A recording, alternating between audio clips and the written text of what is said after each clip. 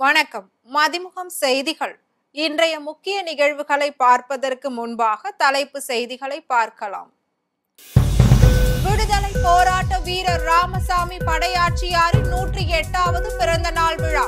முதலமைச்சர் மு.க. ஸ்டாலின் மரியாதை. 2026 தேர்தலில் தனி பெரும்பான்மையுடன் வெற்றி பெற்று திமுக மீண்டும் ஆட்சி அமைக்கும். மதிமுக பொதுச் செயலாளர் வைகோ உறுதி. செஸ் தொடரில் சாம்பியன் பட்டம் வென்றார் தமிழ்நாட்டை சேர்ந்த வைஷாலி. பிரதமர் மோடி மற்றும் முதலமைச்சர் மு.க. ஸ்டாலின் வாழ்த்து.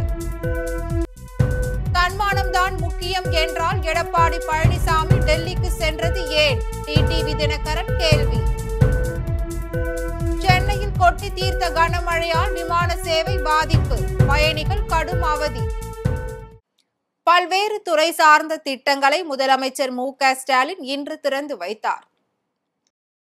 விடுதலை போராட்ட வீரர் ராமசாமி படையாட்சியரின் 108வது பிறந்த நாளை முன்னிட்டு சென்னை கிண்டி ஹால்டா சந்திப்பில் அமைந்துள்ள அவரது திரு உருவ சிலைக்கு முதலமைச்சர் மு.க. ஸ்டாலின் மாலை அணிவித்து மலர் தூவி மரியாதை செலுத்தினார். இந்நிகழ்ச்சியில் அமைச்சர்கள், மேயர், நாடாளுமன்ற உறுப்பினர்கள், அரசு உயர் அதிகாரிகள் உள்ளிட்டோர் கலந்து கொண்டு அவரது திரு உருவ படத்திற்கு மலர் தூவி மரியாதை செலுத்தினர். முன்னதாக சென்னை தலைமை செயலகத்தில் 65 வயதிற்கு மேற்பட்ட 7 சிறந்த கைவினைஞர்களுக்கு வாழும் கைவினை பொக்கிஷம் விருதுகளை முதலமைச்சர் மு.க. ஸ்டாலின் வழங்கினார்.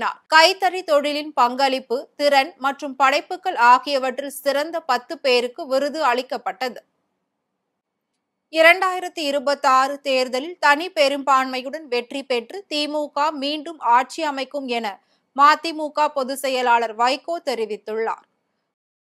மறுமலர்ச்சி திராவிட முன்னேற்ற கழகத்தின் சார்பில் பேரறிஞர் அண்ணா 117வது பிறந்தநாள் மாநாடு திருச்சி மாவட்டம் சிறுகனூரில் நடைபெற்றது. இந்த மாநாட்டில் மதிமுக பொதுச் செயலாளர் வைகோ, தலைமை நிலைய செயலாளர் துரை வைகோ எம்பி உள்ளிட்ட மதிமுக நிர்வாகிகள் மற்றும் லட்சக்கணக்கான தொண்டர்கள் கலந்து கொண்டனர். அணி திரள்வோம், ஆர்ப்பரிப்போம், அங்கீகாரம் பெறுவோம் என்ற முழக்கத்தின் அடிப்படையில் மாநாடு நடைபெற்றது. மாநாட்டிற்கு ஆட்சி மன்ற குழு செயலாளர், நாடாளுமன்ற முன்னாள் உறுப்பினர் டாக்டர் சி. கிருஷ்ணன் தலைமை வகித்தார். மாநாட்டின் தொடக்க நிகழ்வில் கட்சியின் துணை பொதுச் செயலாளர் டாக்டர் ரொஹையா ஷேக் முகமது கட்சி கொடியை ஏற்றினார். பேரறிஞர் அண்ணா சுடரை சட்டமன்ற உறுப்பினர் கு. சின்னப்பா ஏற்றினார். தொடர்ந்து திருச்சி மாநகர் மாவட்ட செயலாளர் வெள்ளமண்டி சோமு திராவிட இயக்க வரலாற்று கண்காட்சியை திறந்து வைத்தார். திராவிட இயக்க மூவர் படத்தினை ரோவர் கே. வரதராஜனும், தந்தை பெரியார் படத்தை பெரம்பலூர் சே. துரைராஜும், பேரறிஞர் அண்ணா படத்தை புதுக்கோட்டை எஸ்.கே. கலியமூர்த்தியும், மொழிப்போர் தியாகிகள் படத்தை மனைவை தமிழ் மாணிக்கமும் திறந்து வைத்தனர். இந்த மாநாட்டில் வரும் சட்டப்பேரவை தேர்தலில் திமுக தலைமையிலான மதசார்பற்ற முற்போக்கு கூட்டணி வெற்றி பெற மதிமுக பணியாற்றும். ஜிஎஸ்டி வரி மாற்றி அமைத்ததால் தமிழகத்திற்கு ஏற்படும் வரி இழப்பை மத்திய அரசு ஈடுகட்ட வேண்டும், தமிழ் ஈழம் அமைய பொது வாக்கெடுப்பு நடத்த வேண்டும் என்பன உள்ளிட்ட 12 தீர்மானங்கள் நிறைவேற்றப்பட்டன. மாநாட்டின் நிறைவு விழாவில் உரையாற்றிய மதிமுக பொதுச் செயலாளர் வைகோ, ஸ்டெர்லைட் ஆலையை விரட்டியது, முல்லை பெரியாறு அணையை பாதுகாத்தது, நியூட்ரினோ ஆலையை தடுத்தது, NLC தனியார் மயமாவதை தடுத்தது உள்ளிட்ட எண்ணற்றவற்றை மதிமுக செய்துள்ளது என்று பேசினார். எத்தனை உண்ணாவிரத போராட்டங்கள், எத்தனை மறியல் போராட்டங்கள், எத்தனை நடைபயணங்கள், அனைத்துக்கும் மேலாக உயர்நீதிமன்றத்திலே 7 மணி நேரம் கே. வேணுகோபால் பிரசித்தி பெற்ற வழக்கறிஞர் அந்த ஆலையின் சார்பாக 4 மணி நேரம் நான் நெடுநேரம் வாதங்களை எழுப்பிய போது நான் சுயநலத்துக்காக இந்த ஆலையை எதிர்க்கவில்லை, என் நேர்மைக்காக, என் நாணயத்துக்காக நான் அதை போராடுகிறேன் என்றவுடன் சென்னை உயர்நீதிமன்றத்தினுடைய தலைமை நீதிபதி லிபரான் உடனே குறுக்கிட்டு, we know your honesty and sincerity, there is no need for anybody to vouch for your dignity, உங்கள் நேர்மையை, நாணயத்தை நாங்கள் நன்றாக அறிவோம், எவரும் உங்களுக்கு நற்சாட்சி பத்திரம் கொடுக்க வேண்டிய அவசியமில்லை. முன்னதாக உரையாற்றிய துரை வைகோ, நான் வீழ்வேன் என்று நினைத்தாயோ என கேள்வி எழுப்பிய அவர், மல்லை சத்யாவை மறைமுகமாக விமர்சித்தார். 32 ஆண்டுகளாக சிலர் முயற்சித்தனர். அப்போது முடியவில்லை, இப்போது முடியவில்லை, எப்போதும் முடியாது. சென்னையில் இன்று அதிகாலை பெய்த திடீர் கனமழையால் விமான சேவை பாதிக்கப்பட்டது. சென்னையில் இன்று அதிகாலை சென்னை சென்ட்ரல், சென்னை எழும்பூர், கோடம்பாக்கம், கிண்டி உள்ளிட்ட பகுதிகளிலும், அம்பத்தூர் உள்ளிட்ட புறநகர் பகுதிகளிலும் கனமழை கொட்டி தீர்த்தது. இந்த கனமழை காரணமாக விமான சேவை பாதிக்கப்பட்டதால் பயணிகள் கடும் அவதி அடைந்தனர். 317 பயணிகளுடன் தோக்காவில் இருந்து வந்த விமானம் சென்னையில் தரையிறங்க முடியாமல் பெங்களூரு திரும்பி சென்றது. அதேபோல் துபாய், லண்டன், சார்ஜா விமானங்கள் வானில் சிறிது நேரம் வட்டமடித்து தாமதமாக சென்னையில் தரையிறங்கின. மேலும் Mauritius, Thailand, Dubai, Qatar, London செல்லும் 10 விமானங்கள் தாமதமாக புறப்பட்டு சென்றன. செஸ் தொடரில் சாம்பியன் பட்டம் வென்றுள்ள வைஷாலிக்கு பிரதமர் மோடி மற்றும் முதலமைச்சர் மு.க. ஸ்டாலின் ஆகியோர் வாழ்த்து தெரிவித்துள்ளனர். உஸ்பெகிஸ்தானில் உள்ள சமர்கண்ட் நகரில் ஃபிடே கிராண்ட் ஸ்விஸ் செஸ் தொடர் நடந்து வந்தது. இத்தொடரின் இறுதி ஆட்டத்தில் தமிழகத்தை சேர்ந்த செஸ் கிராண்ட் மாஸ்டர் வைஷாலி சீன வீராங்கனை டான் சோங்கியுடன் மோதினார். போட்டி முடிவில் வைஷாலி 11 சுற்றுகளில் 8 புள்ளிகளை பெற்று தொடரை வென்றார். வைஷாலி கிராண்ட் செஸ் தொடரை வெல்வது இது 2வது முறையாகும். இதன் மூலம் அடுத்த ஆண்டு நடைபெற உள்ள கேண்டிடேட்ஸ் செஸ் தொடருக்கு அவர் நேரடியாக தகுதி பெற்றுள்ளார். இதனைத் தொடர்ந்து பல்வேறு தரப்பினரும் அவருக்கு வாழ்த்துக்கள் தெரிவித்து வருகின்றனர். அந்த வகையில் பிரதமர் மோடி மற்றும் முதலமைச்சர் மு.க. ஸ்டாலின் ஆகியோர் வைஷாலிக்கு வாழ்த்து தெரிவித்துள்ளனர். இது தொடர்பாக அவர் வெளியிட்டுள்ள எக்ஸ்தல பதிவில் வைஷாலியின் ஆர்வமும் அர்ப்பணிப்பும் முன்மாதிரியானவை என்றும் அவரது எதிர்கால முயற்சிகளுக்கு வாழ்த்துக்கள் என்றும் தெரிவித்துள்ளார். தொடர்ந்து முதலமைச்சர் மு.க. ஸ்டாலின் வெளியிட்டுள்ள எக்ஸ்தல பதிவில் இந்த வெற்றி வெறும் ஒரு தனிப்பட்ட மைல்கல் மட்டுமல்ல, சென்னைக்கும் தமிழ்நாட்டிற்கும் இப்போது உலக அரங்கில் தங்கள் கனவுகள் பிரதிபலிப்பதை காணும் எண்ணற்ற இளம் பெண்களுக்கும் ஒரு கொண்டாட்டமாகும் என்று தெரிவித்துள்ளார். தன்மானம்தான் முக்கியம் என்றால் எடப்பாடி பழனிசாமி டெல்லிக்கு சென்றது ஏன் என டிடிவி தினகரன் கேள்வி எழுப்பியுள்ளார். அதிமுகவில் ஏற்பட்டுள்ள பிரச்சனைகளுக்கு மத்தியில் அதிமுக பொதுச் செயலாளர் எடப்பாடி பழனிசாமி டெல்லிக்கு பயணம் மேற்கொண்டுள்ளார். மேலும் ஒன்றிய அமைச்சர்கள் ஜே.பி. நட்டா, நிர்மலா சீதாராமன் உள்ளிட்டோரை சந்திப்பார் என்று கூறப்படுகிறது. இந்நிலையில் செய்தியாளர்களை சந்தித்த அமமுக பொதுச் செயலாளர் டிடிவி தினகரன், நன்றி மறப்பது நன்றன்று என இபிஎஸ் பேசுவது சாத்தான் வேதம் ஓதுவது போல் இருப்பதாகவும் அவருக்கு துரோகத்தை தவிர வேறு எதுவும் தெரியாது என்றும் கடுமையாக விமர்சித்தார். மேலும் ஜெயலலிதா மறைவுக்கு பின் அதிமுக ஆட்சியை காப்பாற்றியது பாஜக தான் என எடப்பாடி பழனிசாமி பேசியிருந்தார். இது குறித்து பேசிய டிடிவி தினகரன், அதிமுக ஆட்சியை காப்பாற்றியது 122 எம்எல்ஏக்கள் தானே தவிர பாஜக அல்ல என்று விளக்கம் அளித்துள்ளார். இவரை காப்பாத்துனது பாஜக இல்ல, சட்டமன்ற உறுப்பினர்கள் 122 பேர். கரெக்டா? அப்ப பன்னீர்செல்வம் அவர்களுக்கு பின்னாடி யார் இருந்தாங்கன்னா உலகத்துக்கே தெரியும். தர்ம யுத்தத்துக்கு பின்னாடி யார் இருந்தாரு சில பேர் ஓப்பனாவே சொல்லியிருக்காங்க. நான் சொல்றது எவ்வளவு தவறா பேசுறாரு பாருங்க. அன்றைக்கு ஓட்டெடுப்புல இவரை காப்பாற்றிய 122 எம்எல்ஏக்கள், அவர்கள 18 பேர் பிற்பாடு பழனிசாமியின் செயல்பாடு சரியில்லைன்னா முதலமைச்சர் பழனிசாமியை மாத்தணும் தான் அவங்க கவர்னர்கிட்ட போய் மனு கொடுத்தாங்க. அவங்க ஒன்றும் கவுக்கணும்னு போல. அண்ணன் பொய்மூட்ட பழனிசாமியோடைய தவறான ஆட்சி முறைக்கு அம்மா அவர்கள் ஆட்சி முறையிலிருந்து விலகி செல்வதால் தான், அம்மா அவர்கள் பாதியிலிருந்து விலகி சென்றதால் தான் அந்த 18 சட்டமன்ற உறுப்பினர்கள் கவர்னர்கிட்ட போய் மனு கொடுத்தாங்க. அது கவிர்க்கிறதுக்கானது இல்லை. வருமான வரி கணக்கு தாக்கல் செய்வதற்கான காலக்கெடுவை ஒரு நாள் நீட்டித்து ஒன்றிய நேரடி வரிகள் வாரியம் அறிவித்துள்ளது. மாத சம்பளதாரர்கள், இதர வருவாய் பிரிவினர் தாங்கள் ஈட்டிய வருமானத்திற்கு வரி கணக்கை தாக்கல் செய்வதற்கான காலக்கெடு ஜூலை 31 என அறிவிக்கப்பட்டு பின்னர் செப்டம்பர் 15 வரை நீட்டிக்கப்பட்டது. அதன்படி காலக்கெடு நேற்றுடன் நிறைவடைந்திருந்த நிலையில் ஒரே நாளில் அதிகம் பேர் வருமான வரி கணக்கு தாக்கல் செய்ய முயன்றதால் ஐடிஆர் இணையதளம் முடங்கியது. இந்நிலையில் அதிகாலை 12 மணி முதல் 2:30 மணி வரை தொழில்நுட்ப கோளாறை சரி செய்வதற்கான பணிகள் நடைபெற்றது. நடைபெற்றது. இதனைத் தொடர்ந்து வருமான வரி கணக்கு தாக்கல் செய்வதற்கான காலக்கெடுவை இன்று ஒரு நாள் நீட்டித்து ஒன்றிய நேரடி வரிகள் வாரியம் அறிவித்துள்ளது. நாளை முதல் வருமான வரி கணக்கு தாக்கல் செய்வோருக்கு ஆண்டு வருமானத்திற்கு ஏற்றபடி அபராதம் விதிக்கப்படும் என்பது குறிப்பிடத்தக்கது. அரசு பணம் செலவாவதை குறைக்கத்தான் ஒரே நாடு ஒரே தேர்தலை ஒன்றிய அரசு கொண்டு வருவதாக பாஜக மாநில தலைவர் நயினார் நாகேந்திரன் தெரிவித்துள்ளார். மதுரை அண்ணா நகரில் பாரதிய ஜனதா கட்சியின் மதுரை வடக்கு சட்டமன்ற தொகுதி பூத் கமிட்டி கூட்டம் பாஜக மாநில தலைவர் நயினார் நாகேந்திரன் தலைமையில் நடைபெற்றது. முன்னதாக செய்தியாளரை சந்தித்து பேசிய அவர், தேர்தல்களில் தில்லுமுள்ளு செய்திருந்தால் தமிழகத்தில் பாஜக ஆட்சி அமைந்திருக்கும் என்றும், ஒரே நாடு ஒரே தேர்தலில் என்ன நன்மைகள் உள்ளது என்பதை தவேக தலைவர் விஜய் புரிந்து கொள்ள வேண்டும் என பதிலடி கொடுத்தார். மேலும் அரசு பணம் செலவாவதை குறைக்கத்தான் ஒரே நாடு ஒரே தேர்தல் கொண்டு வருவதாகவும் நயினார் நாகேந்திரன் விளக்கம் அளித்துள்ளார். 18% குறைக்காங்க, 10% அவனுடைய விலை பொருள் குறையுது.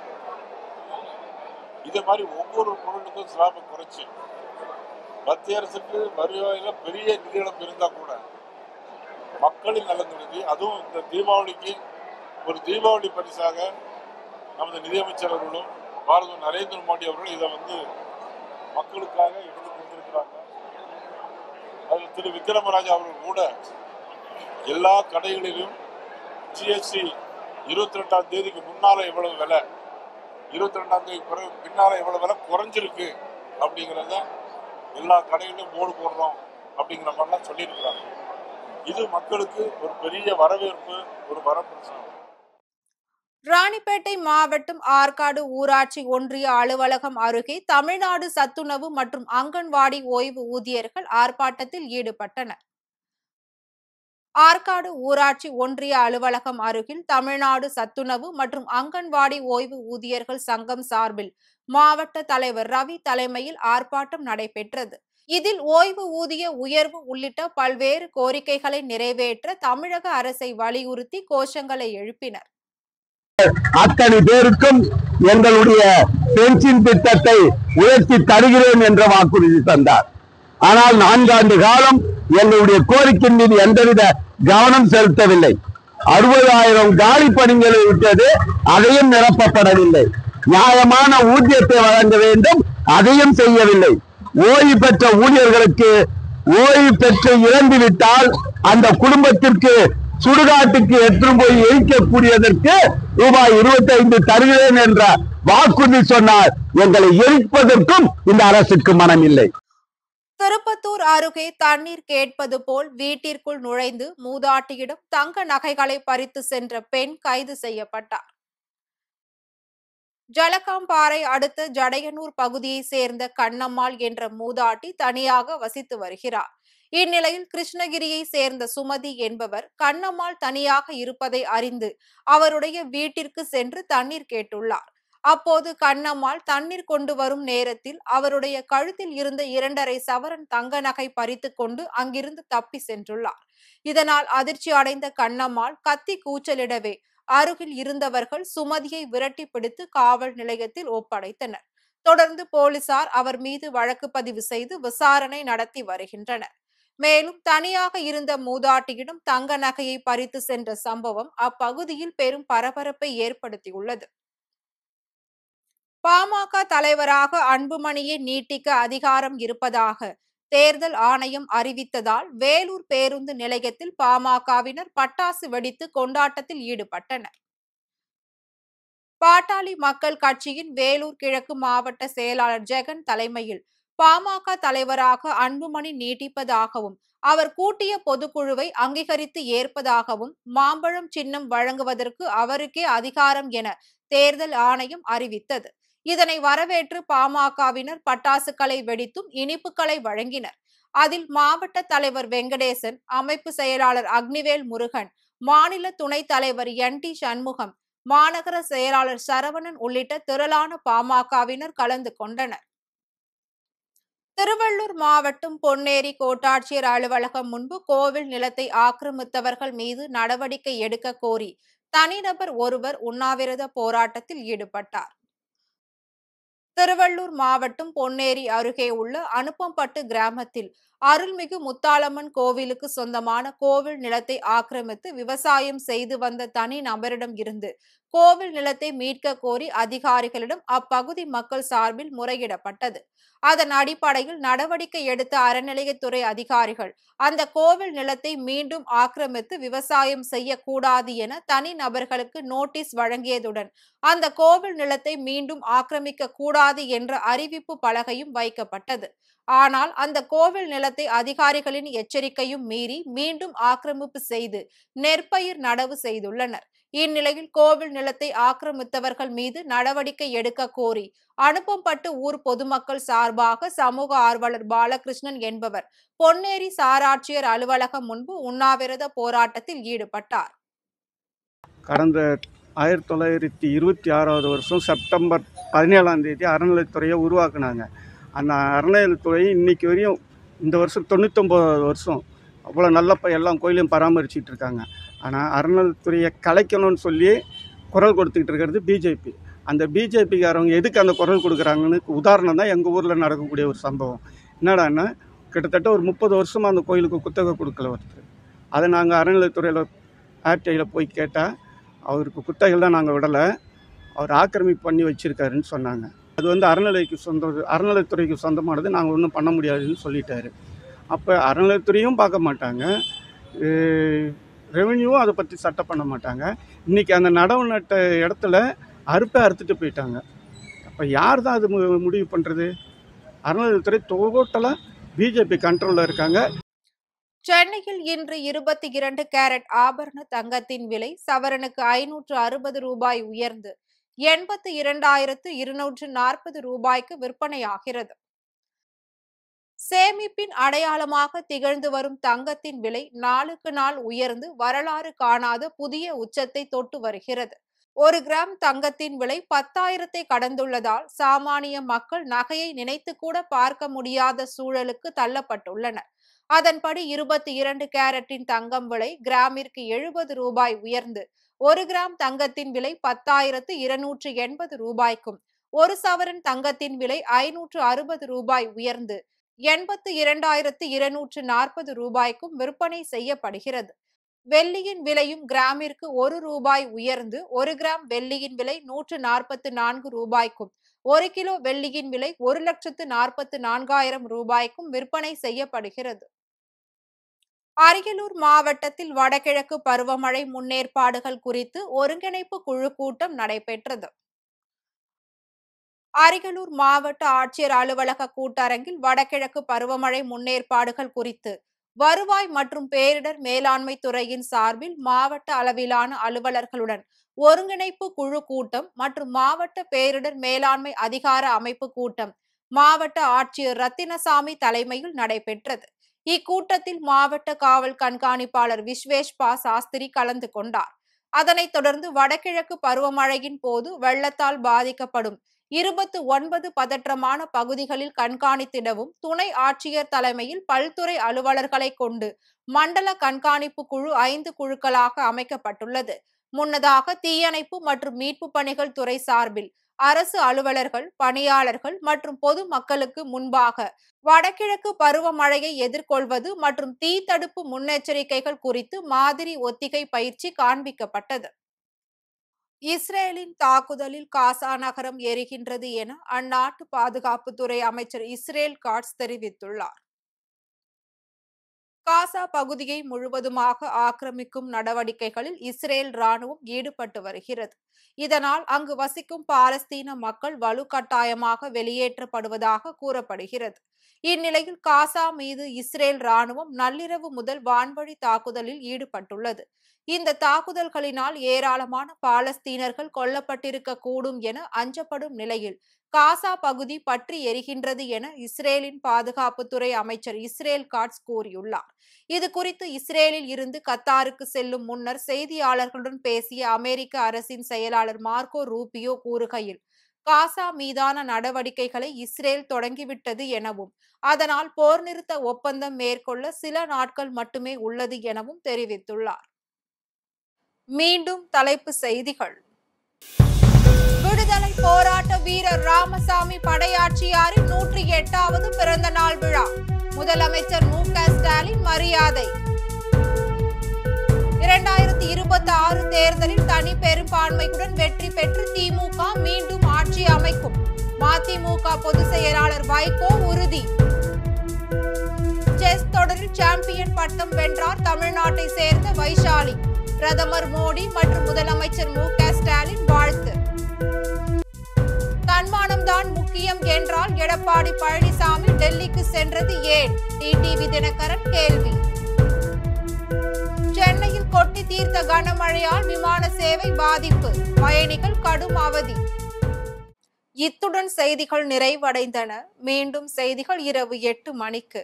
மேலும் செய்திகளை தெரிந்து கொள்ள மதிமுகம் பிரைம் யூடியூப் தளத்தில் இணைந்திருங்கள்.